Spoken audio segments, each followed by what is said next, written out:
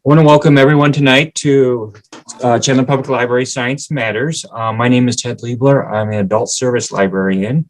And I want to, again, this is Science Matters. It's based on the Science Cafe concept. It's a popular science talk series which explores the latest in research or knowledge on various scientific topics. The talks, led by a scientist or researcher, are open to everyone and feature an engaging conversation with the audience.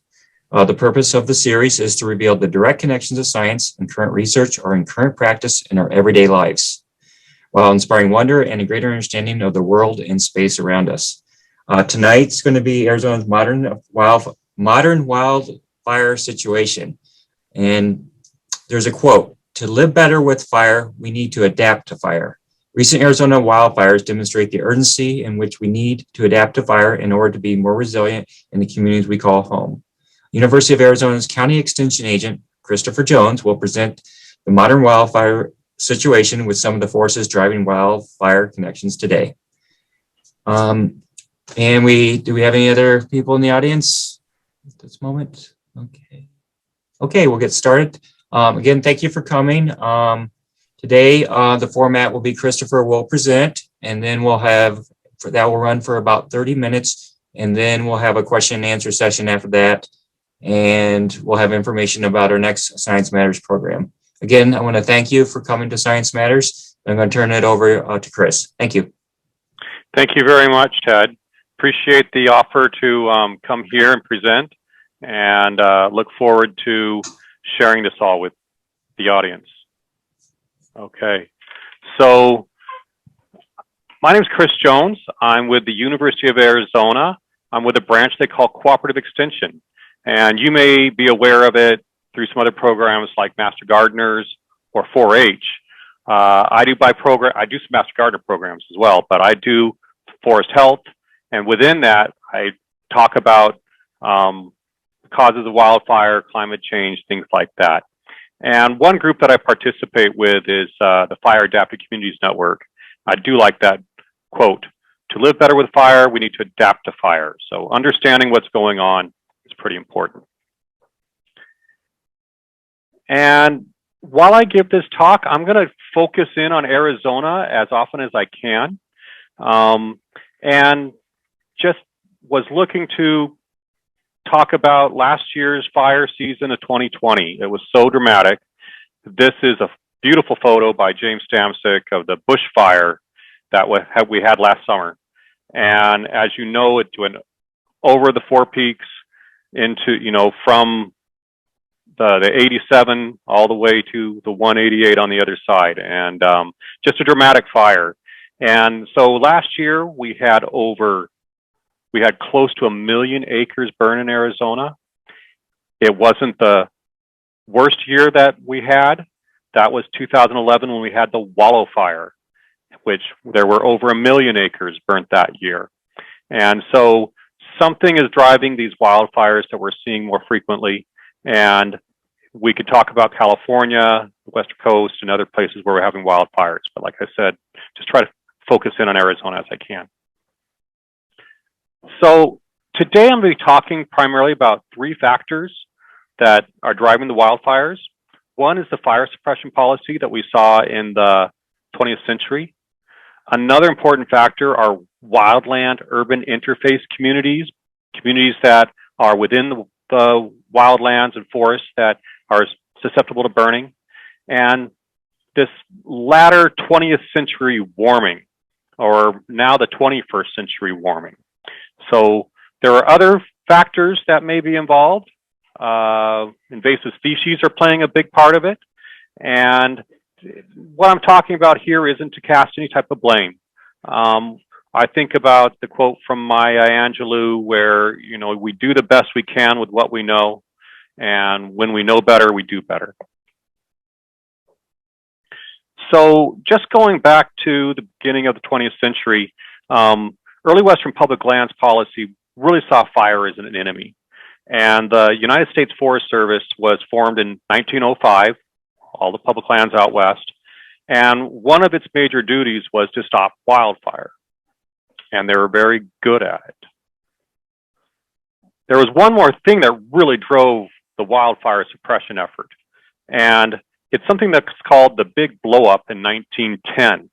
This wildfire that spread from Washington to Idaho to Montana, I think over even just a few days, burnt 3 million acres and 87 people died, some of the firefighters trying to deal with it.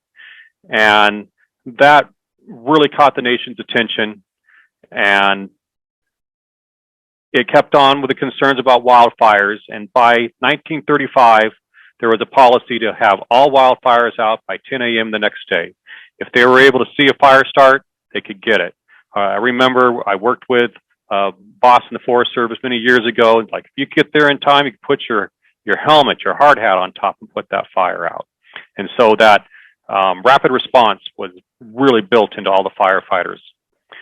But the other impact of that is a lot of fuel started to build up across the forest. So big fuel buildups. Another important impact at the time was World War II.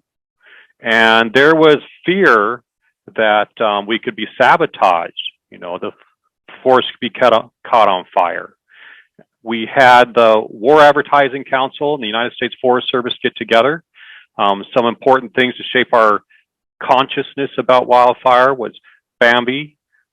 Remember the wildfire and the father, and anyway, and Smokey Bear came along, and Smokey, again, only you can put out forest fires. Another thing that happened during the war is that we really had a lot of technological advances, particularly with air support. And so they were able to use those bombers, the slurry, and just really have great technology to be able to put out those wildfires. And that went very well for many decades. And then, those of us who were around in the 80s recall the Great Yellowstone fires of 1988. And much of the Yellowstone forest burnt, almost 800,000 acres. There was actually a bigger fire the year previous in California, but just Yellowstone National Park, again, very well known to all of us. And that could have been a wake-up call. So now I'd like to shift from the fire suppression policy to a little bit about wildland-urban interface communities. When we really started paying attention to this as an issue, it started with the 1991 Oakland firestorm. And the fire came into the Oakland community outside of San Francisco, and 2,843 single family dwellings and 437 apartments burned. It was only 1,520 acres, pretty small for us these days, but there were 25 deaths and 150 injuries. And it kind of started these 1990s fire safe councils in California, became FireWise as the years went by. And so as we're discussing this, we can call this a wildfire crisis. It's not a new term. And we've been talking about the heavy fuel accumulations and the human development in the fire-prone ecosystems. So from there, the other part of that triangle are the dry weather patterns, which brings me to talk about the latter 20th century warming. And if you look at this picture here, some really good research that went on where they were comparing the temperatures that were averages from 1909, 1960 versus the temperatures of 1991 to 2012.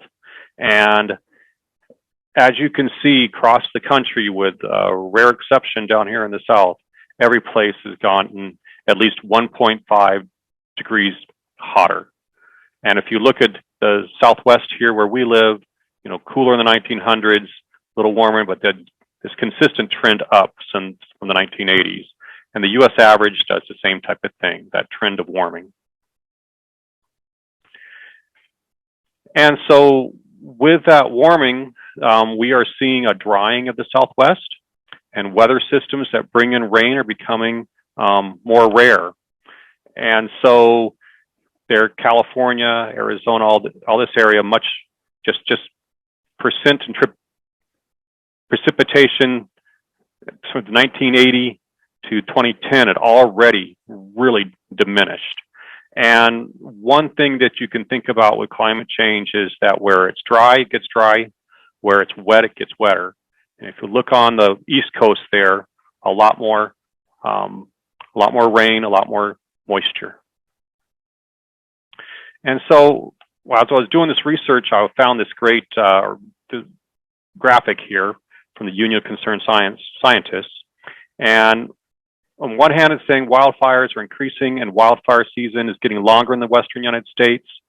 And looking at this graph down here, average length of a wildfire in the early 70s was 5 months. Today, it's 7 months plus. You talk with California, you know, it's just year round. And climate change is driving up the temperatures and increasing wildfire risk. So some more good research from colleagues of mine. They are able to show, I don't know if you guys are seeing me move this all over the place. Let me just get rid of it there. Sorry about that. So from the 90s, we had some big fires. One big important fire was the Drought Fire back in 1990, 25,000 acres up outside of Payson area. Had a few firefighters die during that as well. But look what happened here at the change of the 2000s. We saw the Rodeo Chetaskai Fire, the Cave Creek Fire, the Horseshoe Fire, the Wallow Fire, and then the ones we were talking about last year with the Bighorn and bush fires, just much larger fires than we've seen. And just another impact of these wildfires is smoke. If you've had a chance to experience that smoke, it certainly is uncomfortable.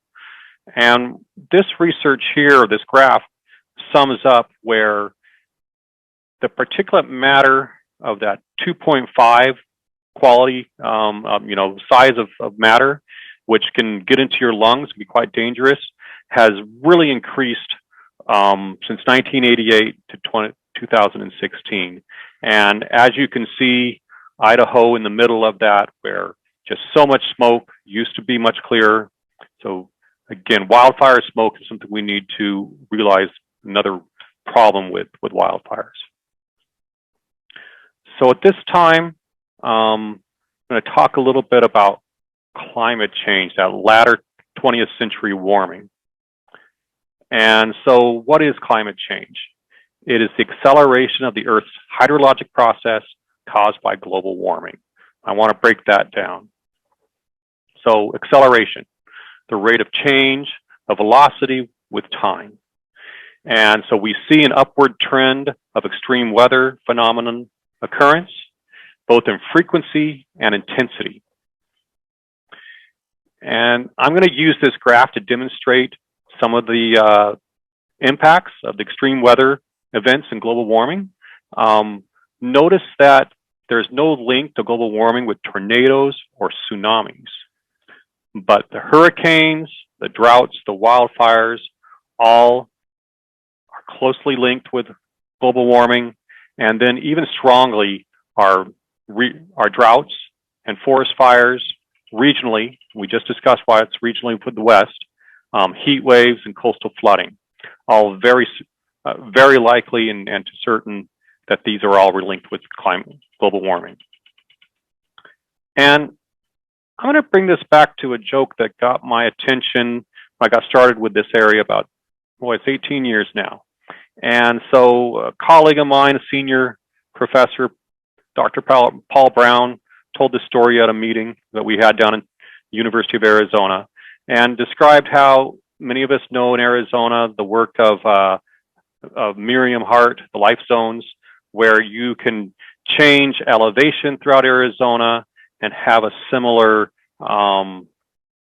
type of plant biome according to latitude.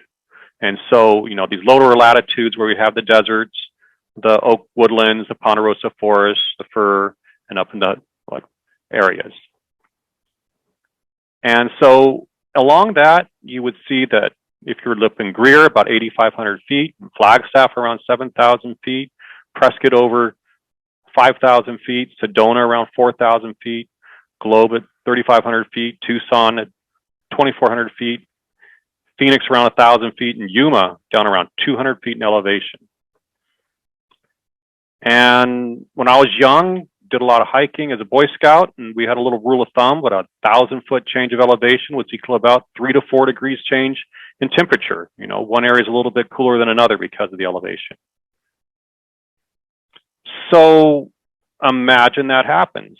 And what if Greer was a little bit three degrees warmer?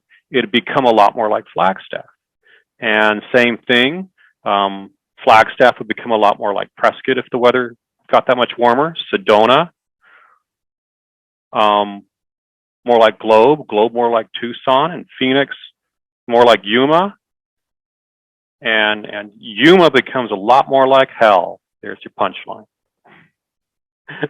So it's interesting to have heard that joke, and now let's just talk about what we've seen happen since the 2000s. And we know we've been in this extended drought. So I've been calling it the Arizona's 21st century drought.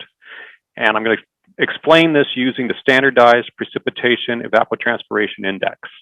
And what this index does is it takes into consideration, it's a drought index, and it takes into consideration precipitation, how much rain we get, as well as how much evapotranspiration occurs.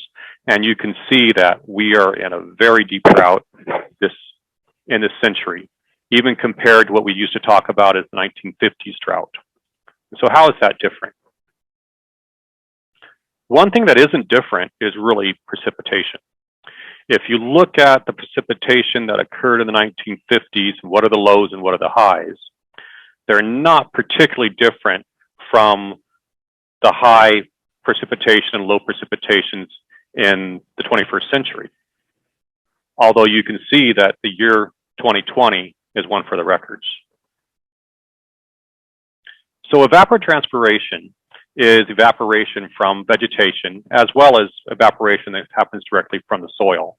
So they take that soil evaporation and the plant transpiration, we come up with that word evapotranspiration, and we have a higher demand of evapotranspiration than we have rain here, so it just makes it super dry. And of course, evaporation requires heat. So, you know, if you want to boil water, you turn on the stove. If you want to dry your clothes, you turn on the dryer.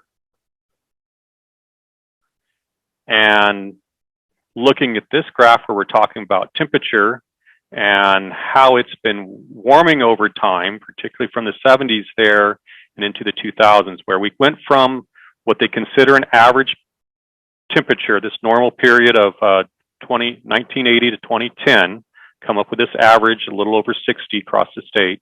But then, as you can see in the around 2000, it just consistently got warmer, no more of these cooling temperatures. Even during that 1950s drought, it was much cooler than what we have today. And so putting those two together, you have the precipitation and the evapotranspiration. And again, then that just explains the drought that we're in. So really being driven by that additional heat more than anything else. And I just want to make another little discussion about those native plants versus non-native invasive plants in this persistent drought. Those non-native plants have a competitive edge. These weeds are able to come in. They may be something called stinknet or red brome, schismus grass. They are annual winter plants. They're able to get started with a little bit of rain in the fall and grow into the spring, and they are already dry and dead by the time all of our native plants really start to get active. And this is really what allowed last year's wildfires to be so extreme, as well as that Cape Creek complex fire that happened several years ago. This is that Willow fire back in 2008. And what these weeds do, they're non-native, they're noxious weeds. They create a pathway for fire to carry between both directions, the desert and the mountain biomes. So it didn't used to exist there. And so when a fire would happen, it would just, you'd have the chaparral, which is fire prone, but the desert, the Sonoran Desert wasn't. This grass allows those fires to go across the deserts and in between the different biomes. so went into that quite a bit. So climate change is the acceleration of the Earth's hydrologic process caused by global warming. So let's talk about that Earth's hydrologic process. And really, it's simply how water is transported and stored across the globe. And as I pointed out earlier, just that impact of heat, where it's dry, it gets drier. That additional heat where it's wet just puts more of that moisture in the air and makes it wetter. And so now let's just talk about what is global warming. And it is the natural greenhouse effect. There are greenhouse gases in our atmosphere that are very important. They make the planet livable. And I'm just going to go briefly over three types. One is water, or air, vapor. The other is methane, and the other is carbon dioxide. And water is a unique type of greenhouse gas in that it is very short-lived. So when it's up in the air, it's acting as a cloud. It may rain. If you got some clouds, it'll kind of hold the heat in. If they go away, you lets all that warm air dissipate and gets colder. But it's very short-lived. A molecule of water is in the air, in the atmosphere, maybe 8-10 days, not a long time, as opposed to carbon dioxide. And carbon dioxide and methane are long-lived gases, and they're well mixed throughout the atmosphere. So they go high up into the atmosphere, they go and they're down low. Methane is carbon and hydrogen in 4 parts. It's a very powerful force. It's called a radiative force of its greenhouse effect, about 25 times as powerful as the carbon dioxide. But it's short-lived, lasts about 12 years. But as it breaks down, it leaves the carbon dioxide in the air. And carbon dioxide can be in the atmosphere for tens to thousands of years. It can be used kind of rapidly, or it can be really mixed up at high elevations where, plants aren't going to get a chance to get at it. I think 100 years is probably a good amount of time. So you can see water as a greenhouse gas compared to carbon dioxide. Very different function, very different in nature. So let's just talk a little bit about the greenhouse effect. When these, particularly carbon dioxide and methane, are in the air, they are light activated or photo reactive. And so when a light hits the molecule, it causes it to refract. It causes it to bounce around. So when light comes down from the sun, it's at such a wavelength that it's able to pass through those greenhouse gases. But when it hits the ground, Earth warms and emits infrared heat. And when it bounces out, like I said, it reacts with those gases. And some of it passes back up to the atmosphere, and some of it passes back down to Earth. And again, this is a natural effect, helps to make life possible on Earth. And so what's this about carbon dioxide? This graph here is from the Mauna Loa Observatory. It shows where they started taking records in the 1960s up to today. And it has gone up from, I think, 315 parts per million in 1957 or 58. And last month we had 419 parts per million. So really over the past 80 years, we've gone from having, say, 3 blankets of warming for the atmosphere in the world, and now we have a 4th thick blanket right on top of that. That's kind of a way to be able to think about it. And where did it come from? Well, it's global fossil fuel carbon emissions. Petroleum and coal, natural gas, and even cement play factors in carbon dioxide, atmospheric carbon dioxide. And these are sources of carbon that are tens of thousands to hundreds of millions of years old. So taking those up that have been sequestered for so long and making them available into the atmosphere, it just overwhelms the Earth's natural ability to balance that out. And really, since World War II, where technology and ability of the world to have more energy has really pushed it up. And it's really only been since like the late 80s that half of the carbon dioxide occurred before that in the 1880s. The other half, really only in the past 40 years, 40, 50 years has been added. So we're just seeing this acceleration. Coming to kind of the close of the factors. And so this graph here, just be aware that wildfire is projected to burn more land as the temperature continues to rise. And the choices we make today will determine how much temperature has increased this century, how long and damaging wildfire seasons become, and how prepared communities are for the growing risk of wildfire. So let me shift there to, what can we do? Because don't want to leave us all with that situation. Well, we can adapt to fire, and there are many efforts doing that, including the Fire Adapted Communities Network. And in Arizona, I just want to share a few things that communities have done. We've had the Greater Flagstaff Forest Partnership, who are working to make that Flagstaff safer in the event of wildfire, trying to just clear that wildland urban interface so that the community is safe. And I also been participating with Dr. Hans Hupan at the Northern Arizona University Ecological Restoration Institute. And he's been doing a project called Chip and Ship.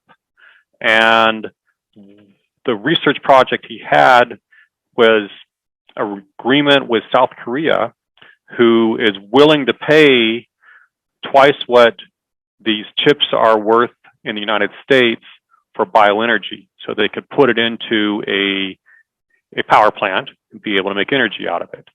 And so they were looking at, well, what would it take to really be able to send it to South Korea? And they looked at the railroads. What would it take to be able to put it on the railroad and send it to Long Island, put it on a container, and just everything that was involved with that. And so that was interesting, and there is a use for those fuels. And I might have just jumped a little ahead on that. What we're looking at this with bioenergy is we've got a lot of overgrown forest. We don't want to go in there and clear cut. We want to do good forestry, cut out some of the logs that can be used, but really take care of all of that small diameter and debris that is left over that just has very low value. And so bioenergy is one of the ways that we're able to use that, which would help to pay for forest management, which would help to limit wildfire and make it much safer, and create less smoke, as well as the carbon dioxide when wildfires happen. And another really exciting thing going on is the Forest Restoration Initiative. This is a relationship between the Forest Service, I believe the Tano, the Coconino, Apache Sitgraves are all part of that. And they are involved with this bioenergy type of effort. And the situation that we're at now, the past couple of years, the group and the logging companies have been trying to approach the Arizona Corporation Commission. And they have Arizona Public Service on board to use a place they call the Cholla Power Plant, which is outside of Holbrook. It is an old coal plant that's been shuttered the past 15 years or so. They can retool that power plant to be able to run off of bioenergy, off of those chips that we're talking about. And it would just be something that would help, we could use for energy as well as forest management. And what the concern is that to do this, APS wants the Corporation Commission to require them to do so that they can charge the rate holders, you and I, a little bit more. And I understand it's equivalent to about $2 a month on our power bills. And as far as I'm concerned, I'm willing to pay that, to be able to start doing some better forest management in Arizona. So still going on. We're hoping to get that to go through here soon. If you look up that Forest Restoration Initiative, they have a monthly stakeholder meeting that is open to you if you join as a stakeholder, and very interesting all what they're doing. And finally here, I want to talk about something called biochar. And biochar is really just grain-sized charcoal, less than a quarter inch. And as a soil amendment, it is considered carbon negative. So you can take the small diameter wood that we're talking about, burn it in a way that you release the volatiles and other materials so that you have charcoal left over instead of ash. And when that charcoal or biochar is put into the ground as a soil amendment, it is stable for hundreds of years, or recalcitrant is the word they say. And so when that's so if it takes tens or decades to create that wood, and you're able to put it back into the ground for hundreds of years, it becomes carbon negative. So as a forest product, because that's what it would become, like that bioenergy, it can be used for energy production, it can be mixed with compost, it can be used for wildland restoration, mining rehabilitation, and other uses. And at this time, there's a lack of awareness and markets for biochar, but keep your eyes open for it, and I think you're going to be seeing more about it in the coming years. So let me finish up with this slide, some recommendations and discussion. Really, this is a big problem. It should require an all-hands approach needed to address wildfire, the air quality, and emerging markets that we're talking about for using that small diameter wood. Homeowners and residents should engage with their local firefighting communities if they live in the wildland-urban interface to be safer. Everyone has a role in the solution, is encouraged to participate.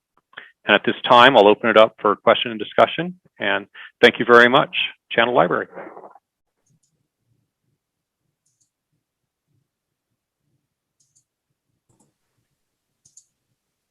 Okay, we're back. Thanks, Christopher.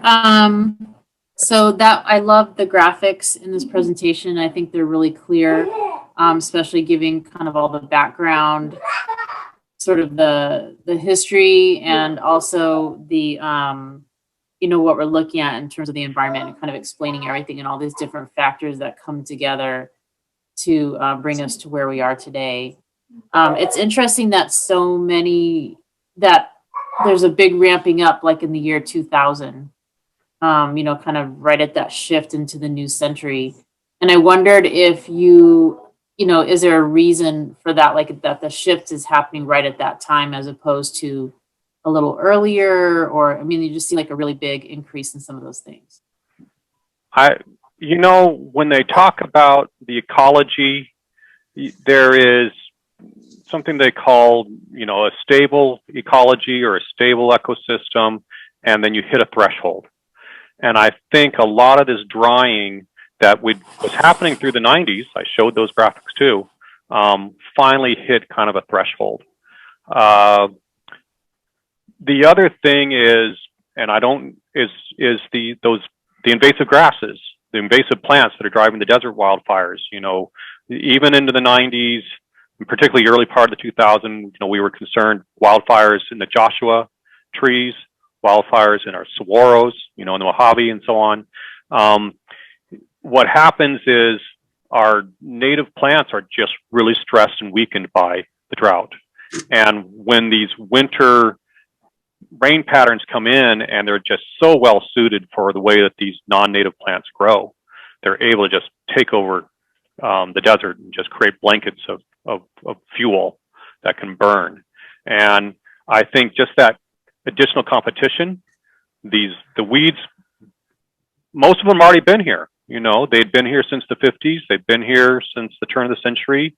A lot of grasses were brought in with the Soil Conservation Service just for seeing, would this work for erosion control? Would this be good for cattle grazing? So the grasses didn't just show up 20 years ago. They've been here for decades and decades already too. And there's when we talk about weeds, there's hundreds of them, so there are certainly exceptions. Yeah. So the proliferation of those weeds, they've become sort of drought tolerant. Has there been like a change in the in the plants in terms of like, in an ecosystem, you might have like some plants take over because they can adapt better than other plants can or whatever, as you're seeing more of a drought happen? Exactly. They are more drought and fire adapted. So where they may have come from in Africa or Eurasia or wherever they come from, their native control vectors aren't there, whether grazing or insects or things like that. So they aren't really palatable. The animals don't want to eat them. So they just can really build up. And they are adapted to the fire. And the other difficult thing with these weeds is we see it every 10 or 15 years when we have 2 really wet winters in a row. And so we had 2 wet winters before the 2020, 18 and 19, and just kind of really brought this up. And so the Cape Creek Complex fire was in 2005, so we still have these same, a lot of dry years, and we get some wet winters, and those grasses have just, their seed banks have built up to where they're able to really come back each time. So when I'm driving up the 87 in the spring, I'm like, wow, the desert is really green. It's really all of those weeds that I'm seeing. Yes. Yeah. Or going out hiking, and you're seeing all that kind of grassy type of covering on the desert. Yeah, I didn't show this one picture of red brome. Yeah, and then it's all dried out by April. March and April, it's dry. So I drive by Roosevelt Lake a lot because I work in Gila County. And in 2019, when we had the Woodbury fire, I could just see how that red brome had filled every void between the mesquite trees, the creosote, and going all the way up the hill, Tonto National Monument. And sure enough, the fire happened, and it burnt down to the lake. Yeah, interesting. I have a question for you. I'm probably going to ask too many questions here and cut off Ted. But going back to World War II time period, can you hear me okay? Mm-hmm. Yeah. Okay. And so you talked about Bambi and that sort of the Disney movie that sort of created some awareness and concern about wildfire and its impact on the animals, for example. Like, was there a sort of a connection between, Walt Disney and the U.S. Fire Service in relation to actually putting that storyline together? I don't know the story behind that. I'm going to say yes, because there we had the relationship there with the Forest Service and the War Council, and the War Council was in everything, So that's a really good question, and it'd be really good to look for. And I just wanted to, I'm glad you brought that back up, because I talk about those technical advances. And up until about the Yellowstone fire, these wildfires got so big we couldn't control them. All the technology we have putting out wildfires got overwhelmed because wildfires got too big, and we weren't ready to change our attitude about wildfire through the 90s. We just doubled the suppression efforts, and that might be another reason why it just got to this threshold level where we could have something like that rodeo Chetasky fire and the wildfires occur. Okay.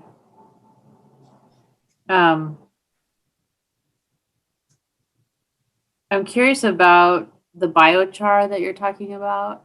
Mm-hmm. So was the idea behind that kind of based on the natural process of what happens in a less destructive wildfire that's part of the natural process for the forest, where there's a residue that's left over from the burning that actually encourages like new growth? Well, is there a connection there? When I hear presentations about biochar, they go back to other cultures and parts of the world where people use they make that biochar, they put in the soil, and you have these dark soils, or you have these places where you have the fires and then you have erosion, it all ends up in a plain. You have these dark soils because of that. You would have to have a low intensity type of fire so that you leave behind a fair amount of charcoal. And the wildfires that we're having now are burning to ash. And ash does not have the same property at all. Ash is high in pH, and it's already, all of that charcoal's gone. So it's changed. But it's just the research on it. They just know that when you get the charcoal in the soil as a soil amendment, it stays there for a very long time. And the other thing is it's a good at retaining water. So here we're in a dry area. If we're able to work that into our gardens or lawns in particular, I think, we might be able to use less water for our lawns, as well as have some place to deposit that charcoal and keep it in the ground for a long time. Yeah, I can see how that would be really useful. Probably an expensive purchase to begin with, I would think. I'm sure that's what's holding it up. But society decides what it pays for. Yes. Yeah. I had a question about the bioenergy uses. So you talked about they were doing some research about creating a relationship in was it South Korea? And then the Cholla power plant. Are there other local conversations going on about using that bioenergy, like in Arizona specifically? Those, the forest restoration is really all encompassing, and it has, like I say, Apache sitgraves, Tano, and Coconino all involved with it. They also have the Southwestern Biological Center for Diversity involved. They have the logging companies involved. If you're familiar with the bioenergy plant over outside of Snowflake that got started after the Wildfire and Rodeo Chediskai fires, what's going on there is they're kind of they're coming to the end of their contracts. They're able to do that in that area, and they need to be able to go to some other parts of the forest to be able to continue to do that work. Be a whole nother group to come in and talk about it, but those are the only projects that I'm aware of. Yeah. I think this is a very interesting topic, and it might be another presentation, particularly at the Sunset Library, where we have quite a bit of programs around sustainability. So I think they might be really interested in that topic. Happy to come back. Thank you. Yeah. Just so it's interesting how we're seeing, there were 1 million acres that were burned in 2020, and we're seeing them more frequently now.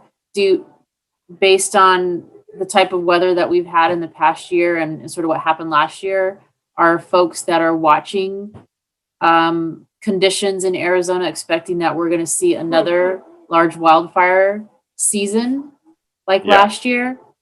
Yes, but this year, because it was a dry winter, it will be at the higher elevations rather than the lower elevations.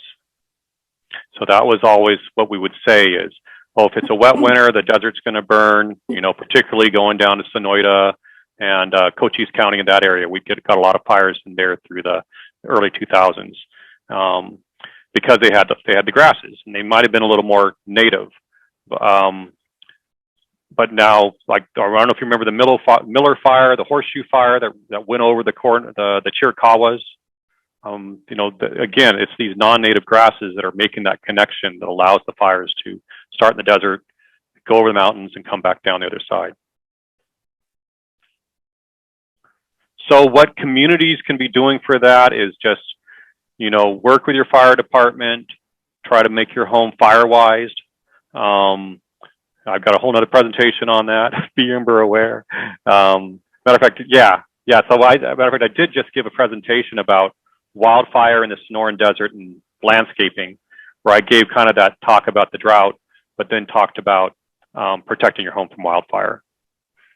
And the weeds are going to require what we call weed management areas, and take some cooperative efforts to that involve the community, your roads departments, the public lands, all these groups to look at what's going on, to be able to see what the weeds are going to do and how they're able to try to control them. Right now, the state doesn't fund anything like that. Takes money to be able to support that type of cooperation.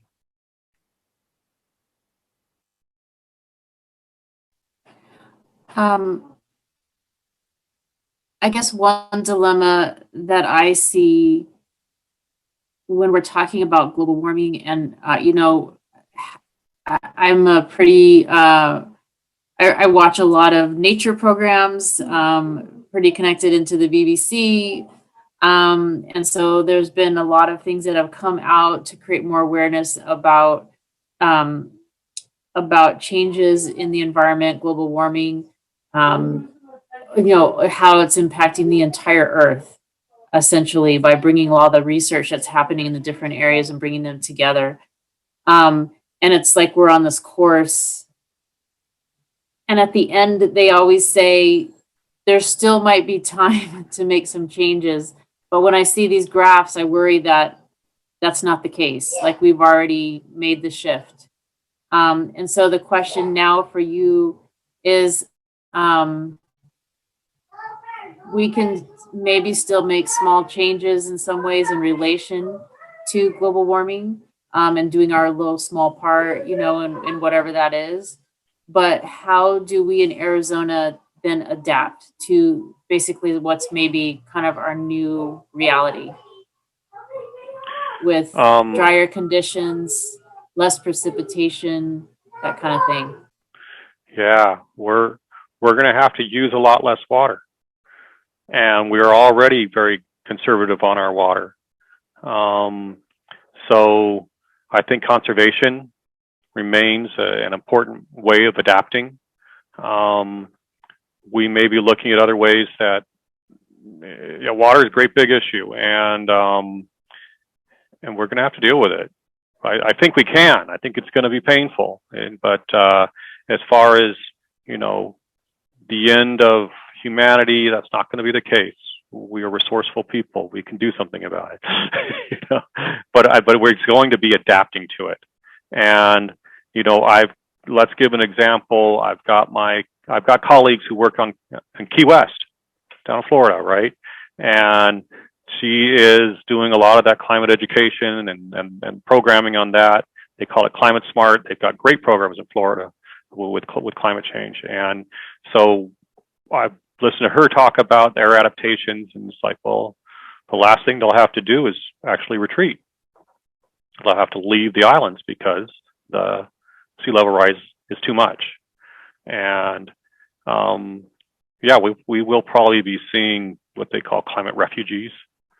There will be migrations because we just can't support the same type of numbers with the type of resources that we have. We should adapt as best we can.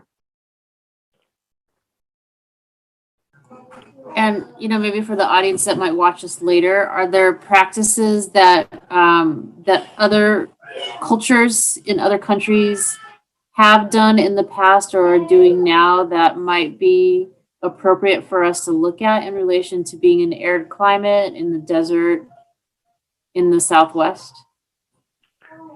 Well, as far as the adaptation. Yeah, if you go to Dubai, they're desalinating ocean water to be able to have water.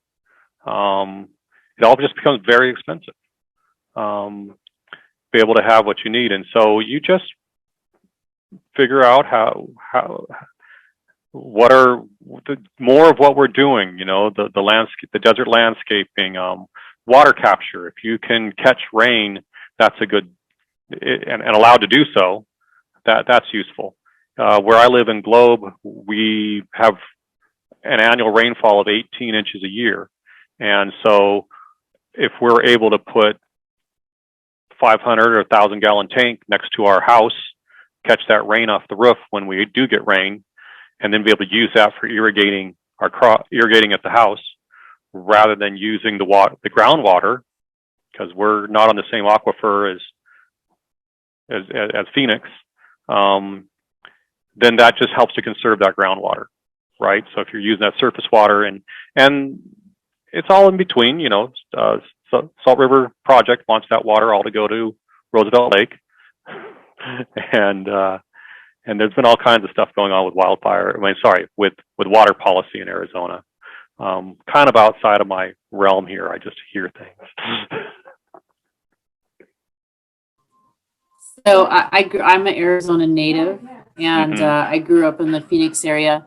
And I remember as a child in Phoenix that there was a lot of push for water conservation actually in like the 70s and the early 80s. And I remember us being very concerned about that. So that has happened before. It's just interesting that we're not talking about it that much anymore. That's not good. But yes, the Arizona Groundwater Management Act, I think in 1980, you're talking about that time, established those active management areas for groundwater. Arizona was really progressive on that. And my colleagues at the Water Resources Research Center down in Tucson, they are great resources and experts of all that backstory.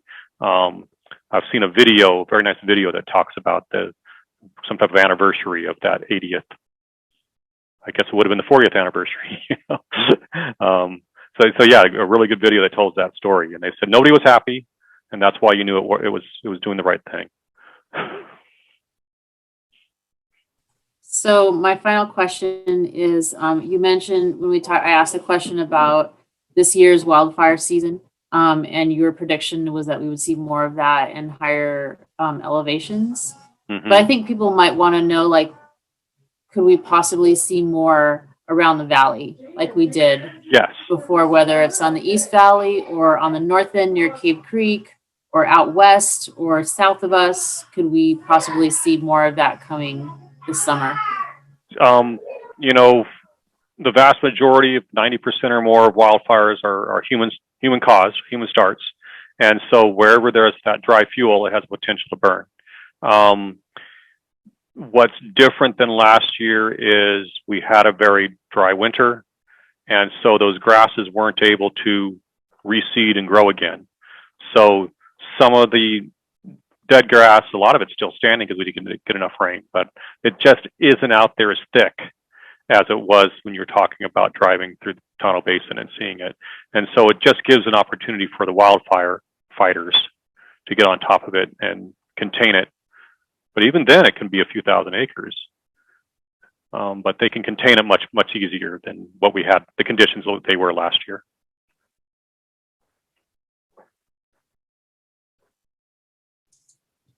I was interested in that the chip and ship program. I thought it was interesting that the South Koreans were I don't know, you can say the only ones aware or interested in it, but what do they attribute the South Korean interest in that? Because obviously it's a lot of driving. You said Long Island or maybe Long Beach. Long Beach. Yeah. To ship that out. But to me, would there be other countries interested in that, or other areas, or more locally? Well, the idea is, can we be more interested in it locally?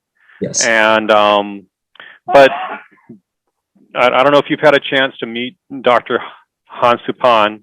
He is up at NAU, fantastic researcher, does lots of great things. He's done a lot of the biochar type of research too, or at least in helping with that. And he hasn't done the research, but anyway, he did a chapter on a book on biochar with the group that's coming out or available now. So he's got a relationship with South Korea. Mm-hmm. And South Korea also has the policies or whatever to say, we want to be able to use these types of fuels. They don't, rather than a coal or whatever. So it's them deciding that they want to be green, pass policies like that. And plus, I drive a Hyundai, a lot of Korean cars here, and a lot of containers going back to Korea empty. So if you fill them up with chips, then there's a way, you have something to take back.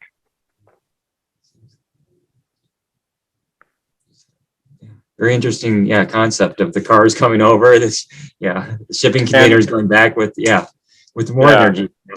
So like the old model and the new model, coming together. I would recommend having him give that presentation. It's a really great story. A lot of things that they learned, and it isn't just, can you get the wood? It's also, can you get the railroad company to work with you? Yeah. And so they only want people who are going to be regular clients, and they need to have a certain load of material regularly. Otherwise, I don't know. They would guess they run a tight ship. I don't know. but so there's just a lot of things you wouldn't even thought were going to be the problem. But just the logistics, I think, were a lot of that study. What would it take? And they're the same type of logistics of moving across the Western United States if we decide to use it for bioenergy.